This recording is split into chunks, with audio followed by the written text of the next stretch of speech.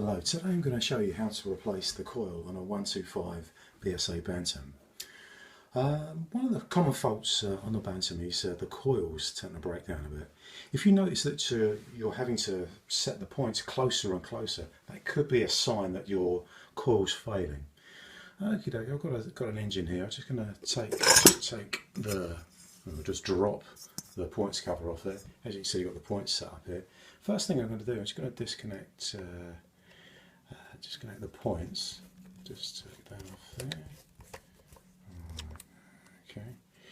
And take that off like that. Okay, you go 1, 2, 3, 4 of those screws out of the main casing there. Okay, the next thing I need to do, I need to undo the cam retaining screw.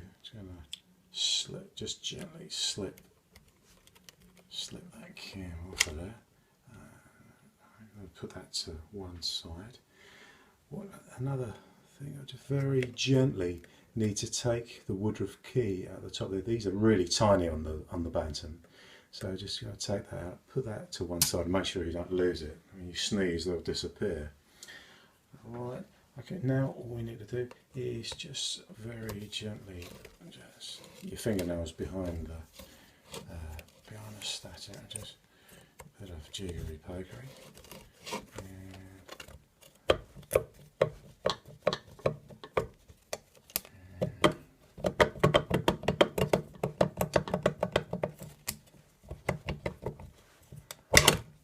Then she comes off, lie down. Then we'll get to take this engine away for a moment.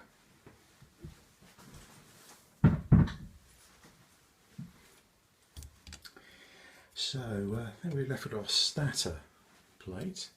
On the back you'll find two nuts. You want to just gently remove these nuts. This is the negative side of the coil going to the frame there. Right, you just remove the other nut on the other side here. Just pop that off, and then just gently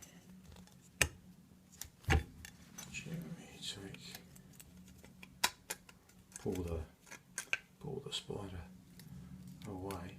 Now you're revealing the coil there. You just want to very carefully take the HT lead out of the silver the coil there. Alright. There's a little copper piece there that helps hold it in. Quite often you'll find a little bit of fluff in the end here, and you want to get a very small screwdriver and just sort of dig that out. That will help you sort of just gently sort of get the coil up and off the spider. Okay. Just gently with your thumb and your forefoot, just push up gently until there she goes, and there you got the coil is off. Take your new coil and put it on the spider like this. Make sure you got the little hoop at the front there. Make sure that goes to the front, so to pick up the HT lead. I've put them on back to front in the past. That's not good. All right, just gently, just pop down. There you go, and then you can put the spider back onto the stator plate. Just locate the two little threads there, nice there. It's a good idea to give this a good clean behind it, rub it down, make sure there's no dirt there so it can interfere with its earthing. That wouldn't be a good thing. We just put the nut on there, like that. It's really important as well to make sure that this black wire for the earth doesn't actually interfere with the shaft in any way at all, because I've had in the past I've actually ground through that wire, sort of stopping the coil from working, so that's obviously somewhere you don't want to be. Alright, okay. Just put that nut on there.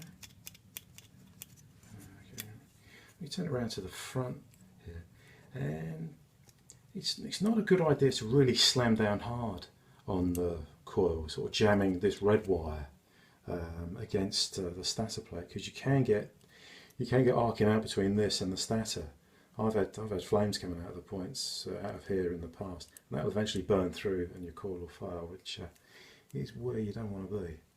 So you just put that all back together, put your points back together, and very carefully pop your HT lead back into your coil, and always try to use a copper HT lead with Bantams, because they're only a 6-volt system, and you know, copper has more, I've been told, has more electrons per atom, so scientifically it makes good sense. It's also a good idea to put a little bit of insulating tape around this red wire to save it from actually earthing out through the stator plate there. Before you start to refit the stator plate with your new coil, it's quite a good idea to rotate the engine until you get the slot for the Woodruff key at the top, so at least you know where to slot it. Just quickly pop that around. Yep, just right at the top there. Refitting the stator is kind of the same procedure in reverse. Just pop that without the cam being on it. Just keep gently find your way there, and you just gently, you'll find your way between the magnets and you'll get in there. So just nice and gently, and you'll feel it clonk. It should be down in position. Right. There she goes, nice one. Okie dokie. Alright, now you want to put your screws in these holes here. I'm going to get very carefully get your Woodruff key and very gently. You might have to put your glasses on to do this. You're a bit long-sighted like me, and just yep, there she is. Put that on there, and a good little tip for locating the cam on the Woodruff key is to put the retaining screw in with it, and as you feel the slot on it, you can actually put the screw in and actually feel it as you screw. You can actually feel it pop up and make the connection correct. Right. That feels good. So, HT leads popped out, and I might have to put that back. Have to be quite careful with these. They're quite delicate, the coils on these. Just okie dokie. Right. Well, there you go. You're hopefully back to happy sparking and happy motoring. And always remember, people, life's better on a Bantam.